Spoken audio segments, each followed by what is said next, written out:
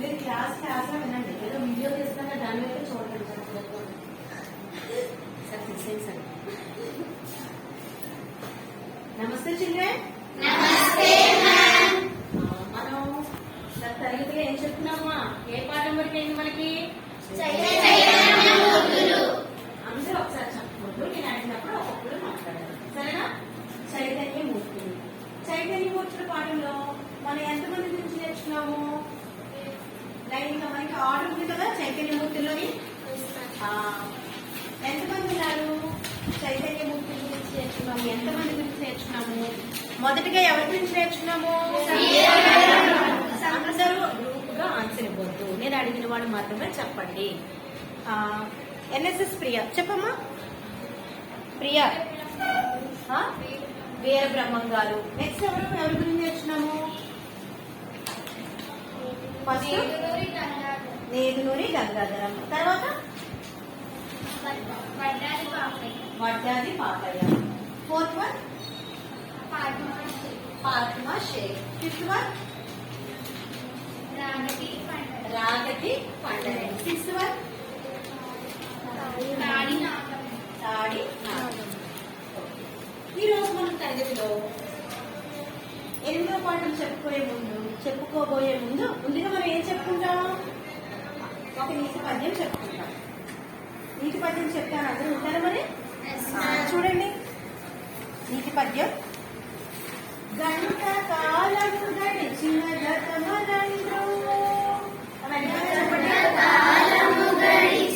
గతమనందు, గతము గతమే కానది ఎట్లు కలిసి రాదు. గంట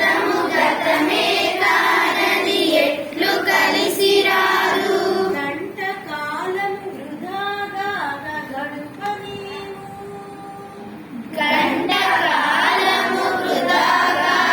గడుపనీవు, విద్య నేర్చుకో బ్రతుకంత వెలిగిపోవు.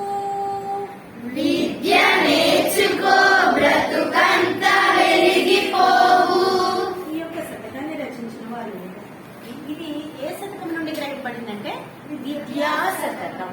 విద్యా శతకాన్ని ఎవరు రచించారో చెప్పగలరా పిల్లలు? విద్యా శతకాన్ని రచించిన వారు పెరుమాళ్ళు ముప్పెన్న గారు. ఎవరు? పెరుమాళ్ళు మున్నెప్ప గారు. విద్యా శతకాన్ని రాసిన వారు పెరుమాళ్ళు మున్నెప్ప గారు.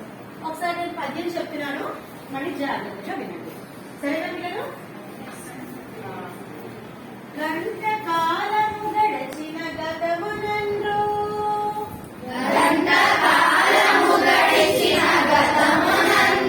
గతము గతమే కానది ఎట్లు కలసి రాదు.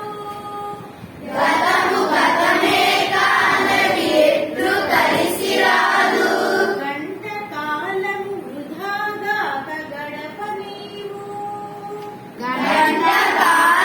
వృధాగా గడప నీవు, విద్య నేర్చుకో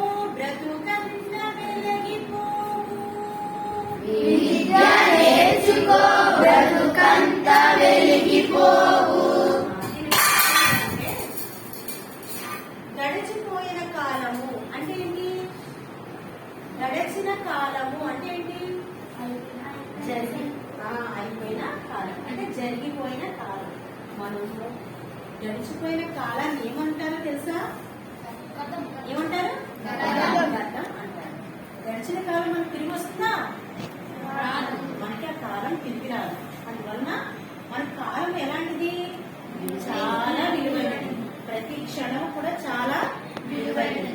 అలాంటి విలువైన కాలాన్ని మనము వృధాగా గడపకూడదు. వేస్ట్ చేయొచ్చు అలాంటి కాలాన్ని, వృధాగా గడపకూడదు. అందుకని కాలానుగుణంగా విలువైనటువంటి ఆ సమయంలో మీరు విద్యను నేర్చుకోవాలి. అప్పుడే మన జీవితం ఏమవుతుంది? పరిపూర్ణమవుతుంది అని దీని యొక్క భావం. పిల్లలు గత తరగతిలో మనం చైతన్యమూర్తి గురించి నేర్చుకున్నాము.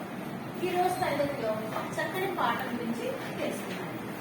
మీకు నిన్న హోంవర్క్ ఇచ్చారా? మీకు అందరికీ దైత్యము ఏ చెప్తున్నామో హోంవర్క్ లోని అందరూ హోంవర్క్ చేశారా? ఏం క్వశ్చన్ చెప్పండి. హోంవర్క్ నేను ఒకరిని అడుగుతాను, వాళ్ళే చెప్పండి, సరేనా? రిత్విక్, హోంవర్క్ ఏమి చెప్తున్నాం అమ్మా? మనం నిన్న క్లాస్ లో హోంవర్క్ ఏమి ఇచ్చాము? 8వ పాఠం నుంచి చదవండి, ఆలోచించండి. 8వ పాఠం నుండి చదవండి, ఆలోచించండి. రీడింగ్ వర్క్ ఏమి ఇచ్చాము మనం? Reading work. మనం రీడింగ్ వర్క్ ఒకటి, రైటింగ్ వర్క్ ఒకటి ఇస్తున్నామా? రీడింగ్ వర్క్ ఏమి ఇచ్చాము రిత్విక్? 8వ లెసన్ చదవండి. 8వ పాఠం చదవాలి. పేజ్ నెంబర్ ఎంత? Page number 90. Page number 90. అందరూ చదివారా? నేను కొన్ని ప్రశ్నలు అడుగుతాను, చెప్పాలి. అలాగే రైటింగ్ వర్క్ ఏమి ఇచ్చామా? రైటింగ్ వర్క్ చదవండి, ఆలోచించి చెప్పండి. మరి ఇందులో చదవండి, ఆలోచించి కొన్ని క్వశ్చన్ మీరు రాసారో లేదో చెక్ చేసుకోండి ఒకసారి. నేను హోంవర్క్ ఇచ్చాను కదా, చదవండి, ఆలోచించి చెప్పండిలో ఇక్కడ ఇచ్చినటువంటి కవి పేరేంటి? ఎవరైనా చెప్పగలరా? నేను అడిగిన వాళ్ళు మాత్రమే చెప్పాలి. హోంవర్క్ చెక్ చేస్తాను, అందరూ హోంవర్క్ చేయండి. బుక్ ఓపెన్ చేయండి, నోట్స్. తనుశ్రీ, నోట్స్ తీయమ్మా. ఇక్కడ మనకి చదవండి, ఆలోచించి చెప్పండిలో హోంవర్క్ అందరూ చేశారా? చూపించండి అమ్మా.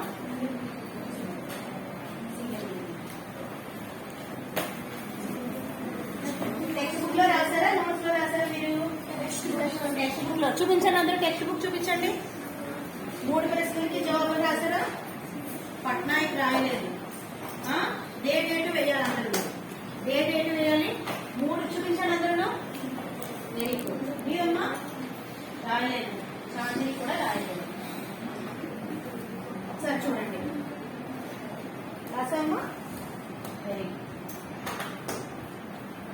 ఓకే, హోంవర్క్ చేయలేని వాళ్ళందరూ ఇప్పుడు నేను ఒకసారి మళ్ళీ ఎక్స్ప్లెయిన్ చేస్తున్నాను, చూడండి. ఇక్కడ ఒక చదవండి, ఆలోచించి చెప్పండి ఉంది. ఒక్కసారి చూసుకోండి అందరూ. ఎవరైనా ఆప్షన్ ఏ రాయకపోతే నోట్ చేసుకోండి. చదవండి, ఆలోచించి చెప్పండి. ఈ చిత్రంలో ఉన్న వ్యక్తిని గురించి మీరు చెప్పగలరా? ఎవరా వ్యక్తి? కూర్చోమ్మా. నేను అడిగిన వాడు మాత్రమే చెప్పాలి. ప్రవీణ్, కృష్ణ కిషోర్, నిల్చోమ్మా. ఈ చిత్రాన్ని చెప్పగలవా? కిషోర్. ఎవరు ఈ చిత్రంలో ఉన్న వ్యక్తి? ఎవరు? సిరివెన్నెల సీతారామ శాస్త్రి గారు. ఎవరు? ఇందులో ఒకసారి ప్రశ్నలు ఒకసారి మనము అడుగుతున్నాం, చూడండి. కవి ఏ ఏ సన్నివేశాన్ని ప్రస్తావించారు? ఎటువంటి సన్నివేశాల గురించి ప్రస్తావించారు? చూడండి, ఇక్కడ ఒక గేమ్ ఇచ్చారు. ఎప్పుడూ ఒప్పుకోవద్దురా ఓటమి, ఎప్పుడూ వదులుకోవద్దురా ఓరిమి, నొప్పి లేని నిమిషమేది, జననమైన మరణమైన జీవితాన అడుగడుగున, నీరసించి నిలిచిపోతే నిమిషమైన నీది కాదు, బ్రతుకంటే నిత్య ఘర్షణ, ఎప్పుడూ ఒప్పుకోవద్దురా ఓటమి, ఎప్పుడూ వదులుకోవద్దురా ఓరిమి, దేహముంది, ప్రాణముంది, నెత్తురుంది, సత్తు ఉంది, అంతకన్నా సైన్యముందునా, ఆశ నీకు అస్త్రమౌనా, శ్వాస నీకు శస్త్రమౌనా, ఆశయము సారదౌనురా. పేరు రచించినటువంటి వారు ఎవరు? సిరివెన్నెల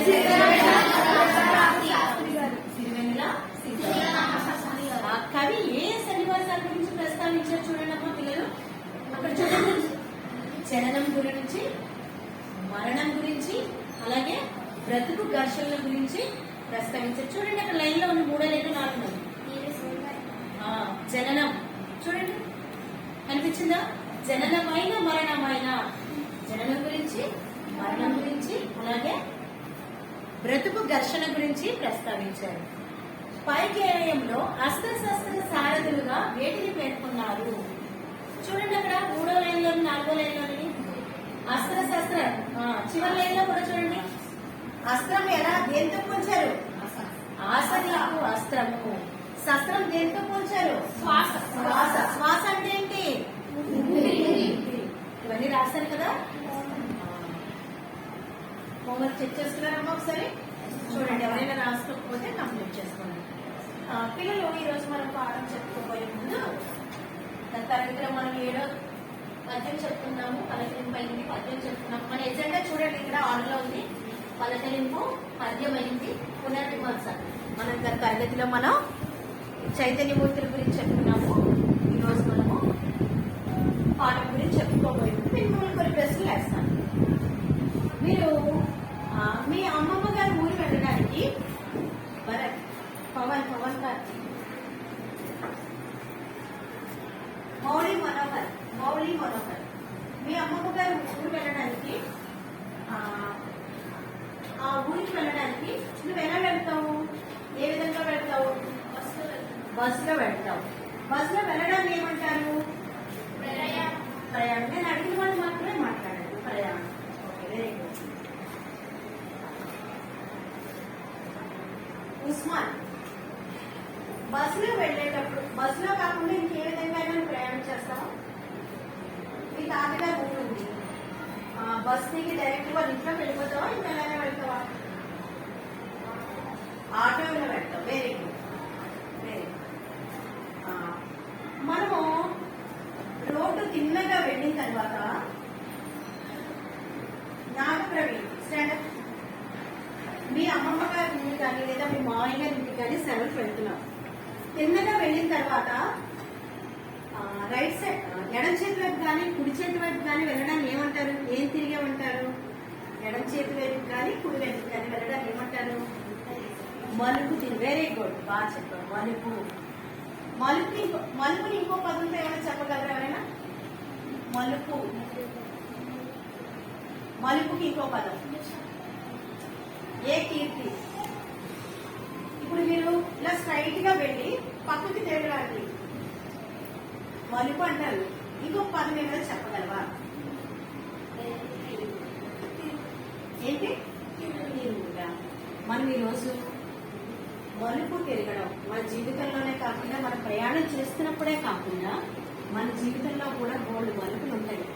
ఆ మలుపు గురించి చెప్తున్నాం. అలాంటిది గొప్ప మలుపు అయినటువంటి మేలు మలుపు గురించి చెప్తున్నాం. మన యొక్క పాఠం యొక్క పేరేంటి? మేలి మలుపు. మేలి అంటే ఎవరైనా చెప్పగలరా? సాయి, హర్షిత. మేలిమి మేలి మలుపు, మేలిమి చెప్పగలరా? నువ్వు ఎక్కువగా మేలిమి వస్తువులు వేసుకుంటావా? మేలిమి బంగారం. మేలిమి అంటే ఏంటి? బాగా చెప్పింది. అందరూ కూడా కర్తవ్యం చేయమా? మన పాఠం పేరేంటి ఇప్పుడు? పట్నాయక్ చెప్తాడు. పాఠం పేరేంటమ్మా? మేలి మలుపు అంటే బంగారమైనటువంటి మలుపు. ఈ పాఠాన్ని ఎవరు రచించారో చెప్పగలరా ఎవరైనా? అందరూ గ్రూప్ గా చెప్పొద్దు. నేను అడిగిన వాళ్ళు మాత్రమే. పవన్ కార్తిక్, నేను అడిగిన వాళ్ళు మాత్రమే. ఈ పాఠాన్ని ఎవరు రచించారో చెప్పగలరా? రచయిత పరిచయం ఉంది. మీరు ఆల్రెడీ మీకు చదివానని చెప్పాను. నేను హోంవర్క్ ఇచ్చాను. నేను ఎవరు రచించారు? Very good. గట్టిగా చెప్పాలి, వినపడట్లేదు. గట్టిగా చెప్పు. Very good, very good. You claps. Devulapalli Venkata Krishna Sastri garu. చూసారు అందరూ? ఇంకో ప్రశ్న వేస్తాను.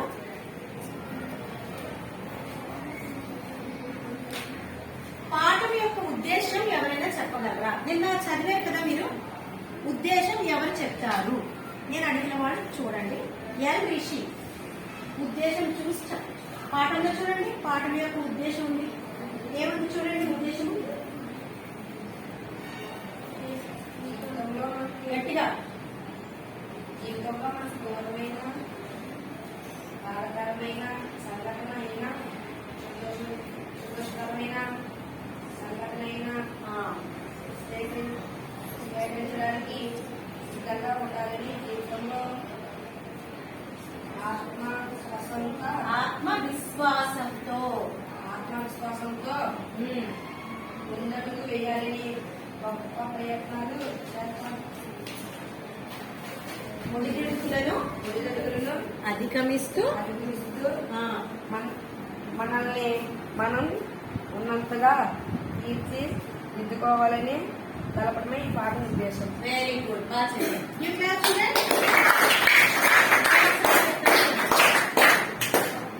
జీవితంలో మనకి ఎదురైనటువంటి బాధాకరమైన సంఘటనమైన అందరూ కూడా చూడండి. పుస్తకంలోని పేరు చూడండి. జీవితంలో మనకి ఎదురయ్యే బాధాకరమైన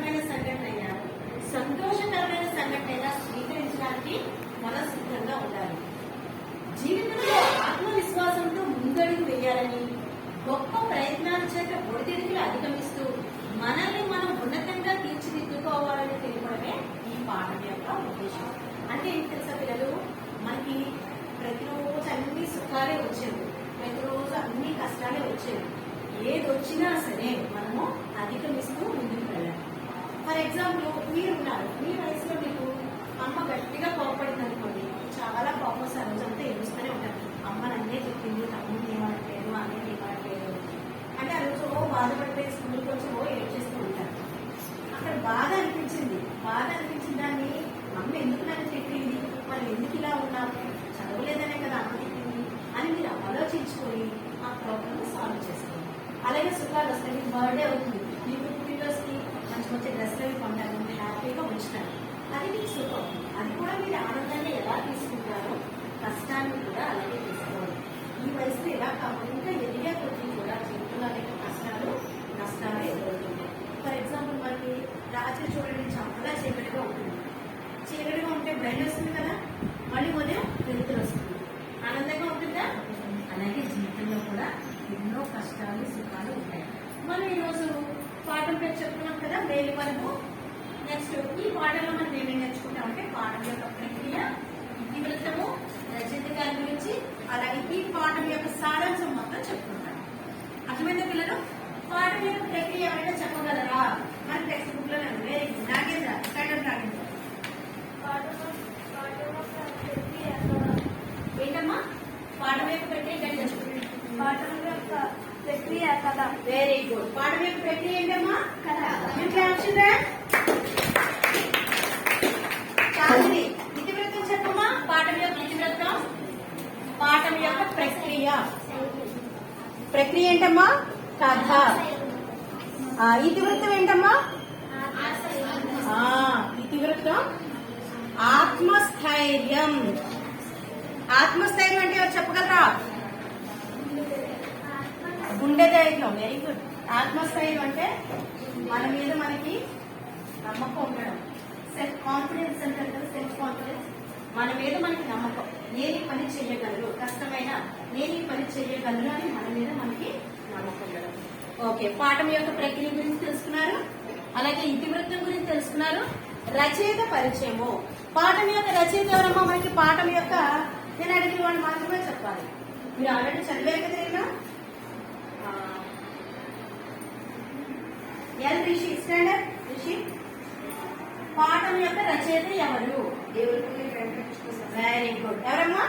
దేవులపల్లి వెంకటకృష్ణ శాస్త్రి. ఆయన యొక్క చిత్రం చూడండి, దేవులపల్లి వెంకటకృష్ణ శాస్త్రి. వెంకటకృష్ణ శాస్త్రి రచయిత. నెక్స్ట్ ఎవరి గురించి చెప్పుకోవాలి మనం? దేవులపల్లి వెంకట కృష్ణ శాస్త్రి గారు. నేను హ్యాండ్ రైటింగ్ నీట్ గా రాస్తున్నానా? మీరు కూడా అదే విధంగా రాయాలి. నోట్స్ చేసుకోండి, అందులో నోట్స్ లోనే వెంకట కృష్ణ శాస్త్రి గారు. అక్షర దోషాలు లేకుండా రాయాలి. ప్రక్రియ, కథ, ఇతివృత్తం నోట్ చేసుకోండి. ఆత్మస్థైర్యం. రచయిత దేవులపల్లి వెంకట కృష్ణ శాస్త్రి గారు. మాట్లాడద్దు, నోట్ చేసుకోండి. అందులో పిల్లలు మరి ఈ పాఠం మనము ఈ పాఠం సారాంశం అంతా మీకు ఒక 5 నిమిషాల్లో చెప్పేస్తాను. ఏంటి అసలు ఈ పాఠం యొక్క సారాంశం? 5 నిమిషాల్లో షార్ట్ కట్ చేసి చెప్తాను. నోట్ చేసుకోండి, అందులో నీట్ గా నోట్ చేసుకోండి. హ్యాండ్ రైటింగ్ నేను ఎలా రాస్తాను, మీరు కూడా అదే విధంగా అక్షర దోషాలు లేకుండా కరెక్ట్ గా తప్పులు లేకుండా రాండి. నీట్ గా నోట్ చేసుకోండి.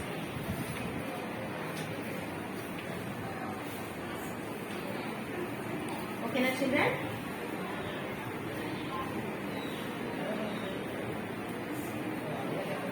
వన్ మినిట్ లో కంప్లీట్ చేయండి. ఫాస్ట్ గా తప్పులు లేకుండా రాయండి.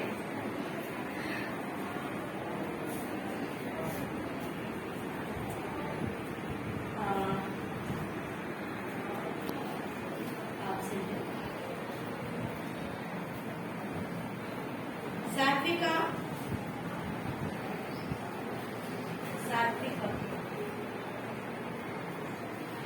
రచయిత గురించి ఒకసారి చదవమ్మా, గట్టిగా చదువు.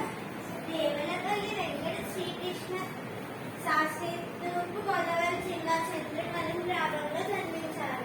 వీరి తల్లిదండ్రులు తిమ్మన శాస్త్రి, సీతమ్మ. వీరు కృష్ణపక్ష. ఒకసారి వీరు ఇంకా రాస్తున్నారు. 1 minute చిన్న తొందర రాసుకోండి.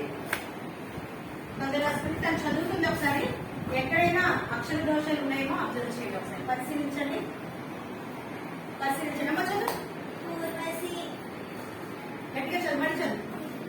దేవులపల్లి వెంకట శ్రీకృష్ణ శాస్త్రి కృష్ణ శాస్త్రి తూర్పు గోదావరి జిల్లా చంద్రపల్లం గ్రామంలో జన్మించారు. వీరి తల్లిదండ్రులు తిమ్మన శాస్త్రి, సీతమ్మ. వీరు కృష్ణ పక్షం. పూర్వశి.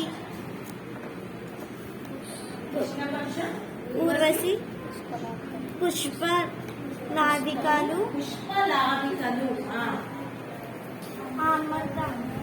అమృతవీణ. బహుకర దర్శనం.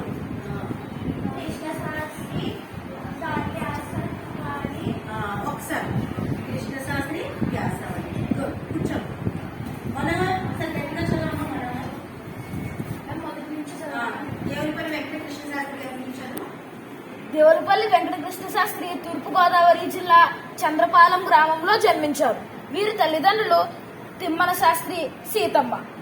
వీరు కృష్ణపక్షం, ఊర్వశి, పుష్పలావికలు, అమృతవీణ, బహుకాల దర్శనం, కృష్ణశాస్త్రి, వ్యాసావళి, మంగళకాహలి పేరుతో దేశభక్తి గేయాలు మొదలైనవి రచించారు. వీరికి ఆంధ్ర విశ్వవిద్యాలయం కళాప్రపూర్ణ బిరుదులను భారత ప్రభుత్వం పద్మభూషణ్, కేంద్ర సాహిత్య పురస్కారంతో సత్కరించింది. ప్రస్తుత పాఠం పుష్పలావికల నుండి గ్రహించబడింది. Very good. షా కాదు, సా. ఓకే, బాగా చదివా. You clap children.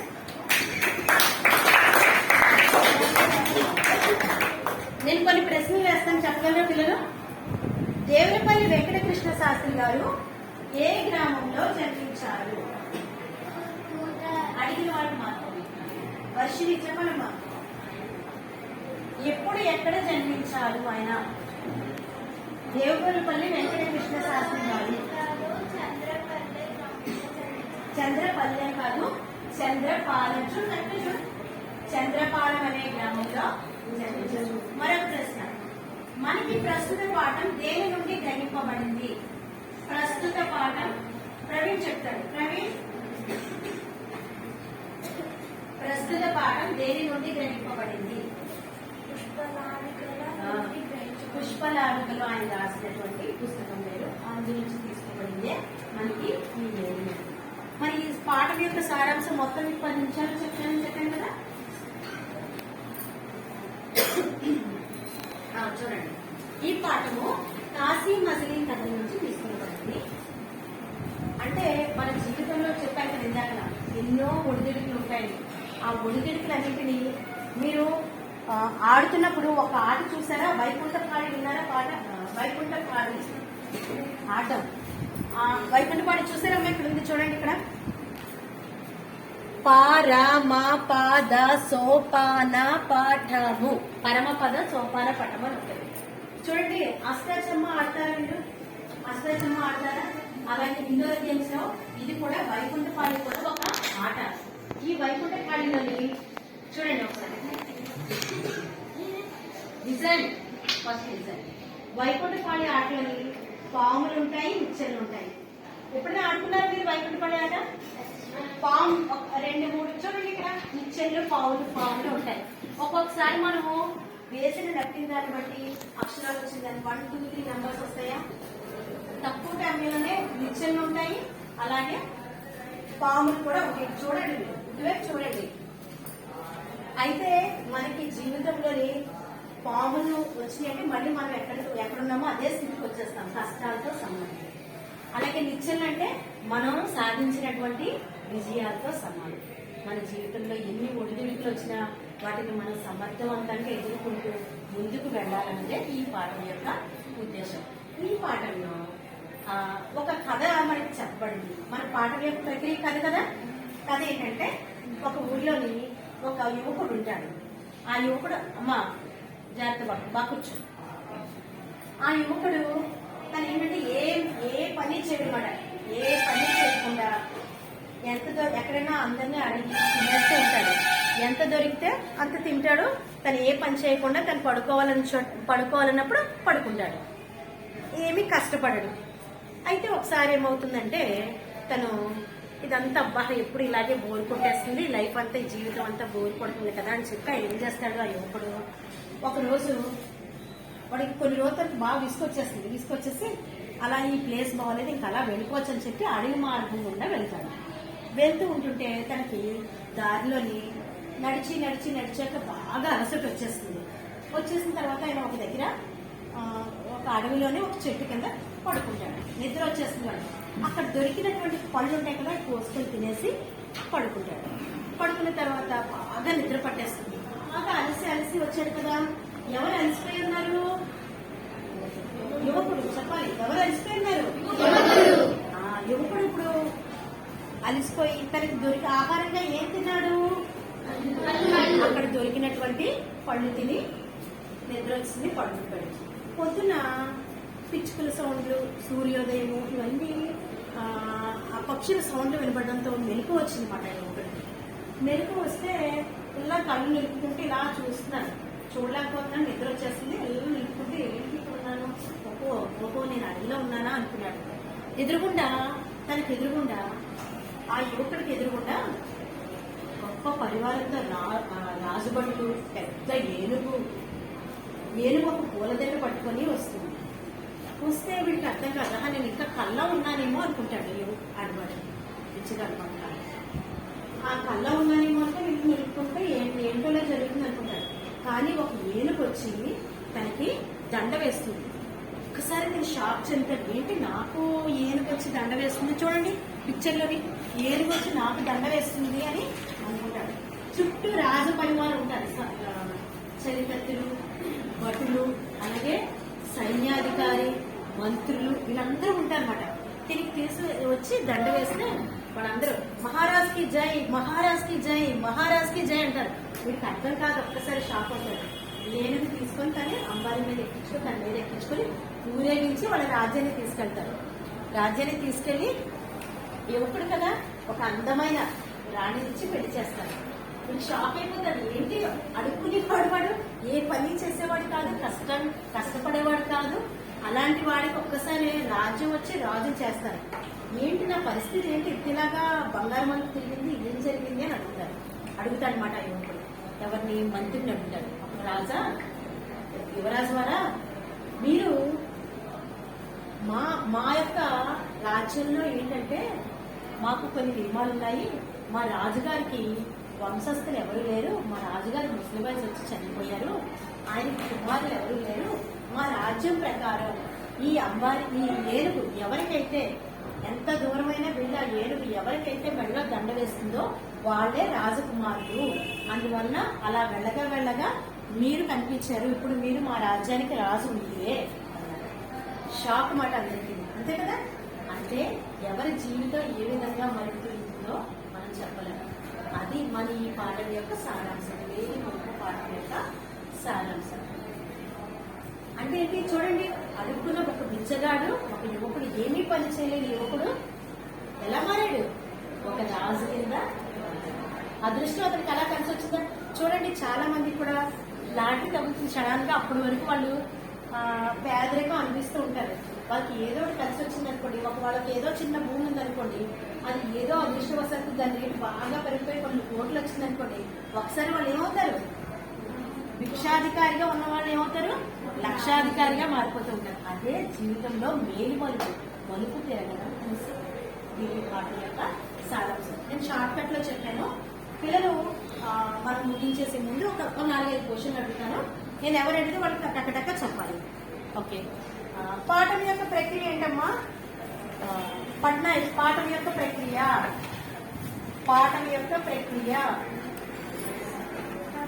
కథ. Very good. చిల్డ్రన్. చాందిని, పాఠం యొక్క ఇతివృత్తం ఏంటంటే ఏంటమ్మా? ఆత్మశైర్యం. ఆత్మస్థైర్యం. ఆత్మస్థైర్యం. Very good. పాఠాన్ని రచించిన వారు ఎవరు? ఉస్మాన్. పాఠాన్ని రచించిన వారు ఎవరు? Very good. దేవులపల్లి వెంకట కృష్ణ శాస్త్రి గారు. మరి ఈ పాఠంలో ఎవరి జీవితం మేలుమలిపోయింది? అందరూ చెప్పదు, నేను అడిగేవాళ్ళే. ఎవరి జీవితం మేలుమలిపోయింది? కృష్ణ. కిషోర్ కుమార్. ఎవరి జీవితం మేలుమలిపోయింది? యువకుడి యొక్క జీవితం మేలుమలిపోయింది. మరి మనం హోంవర్క్ రాస్తున్నామా? పిల్లలు హోంవర్క్ నోట్ చేసుకోండి. Guide become. హోంవర్క్ ఏంటి మనకి? మరి రెండో ప్లాన్ ప్రకారం మీరు పేజ్ నెంబర్, టెక్స్ట్ బుక్ చూడండి అందరూ ఒకసారి. Page number 91. పేజ్ నెంబర్ 91 చూడండి. 1, 2, 3 పేరాలు చదవాలి. Page number read. 1, 2 పేరాలు చదివించాలి. నోట్ చేసుకోండి హోంవర్క్. 1, 2 పేరాలు చదవాలి. Writing work. రైట్. ఏం చేయాలి? ఇందులో మీకు ఈ పేరాలు చదివితే ఇందులో కొన్ని జంట పదాలు వస్తాయి. జంట పదాలు. ఫర్ ఎగ్జాంపుల్ నేను ఒక చెప్తాను చూడండి. కష్ట సుఖాలు. ఈ 2-3 పేరాలోనే చూడండి. కష్ట సుఖాలు ఒక పదం ఉంది, జంట పదం. ఇలాంటి కొన్ని జంట పదాలు మీరు వెతికి రాయాలి. 5 జంట పదాలు రాయాలి. 5 జంట పదాలు. జంట పదాలు అంటే తెలుసు మీకు? అందరూ చెప్తున్నాం.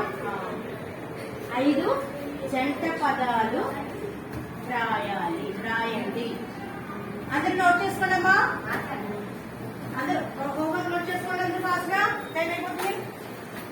ఫాస్ట్ గా నోట్ చేసుకోవాలి. ఏం చదవాలి? పేజ్ నెంబర్ ఎంతమ్మా? పేజ్ నెంబర్ చెప్పాలి. Page number 91. Read page number 91. 1, 2 పేరాలు. 1, 2 పేరాలు చదవాలి. రైటింగ్ వర్క్ ఏంటి? 5 జంట పదాలు రాయాలి. రాయగలరా? అంటే కష్టంగా ఉందా? అర్థమైందా హోంవర్క్ అందరికీ? రాయగలరా? ఎవరికైనా అర్థం కాకపోతే అడగండి, పని చెప్తాను నేను.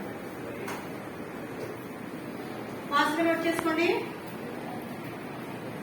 ఓకే చిల్డ్రన్, రేపు నెక్స్ట్ క్లాస్ లో మనం మిగతా కొన్ని విషయాలు చెప్తున్నాం. ఓకేనా? దీని గురించి బాగా అర్థం చేసుకోండి.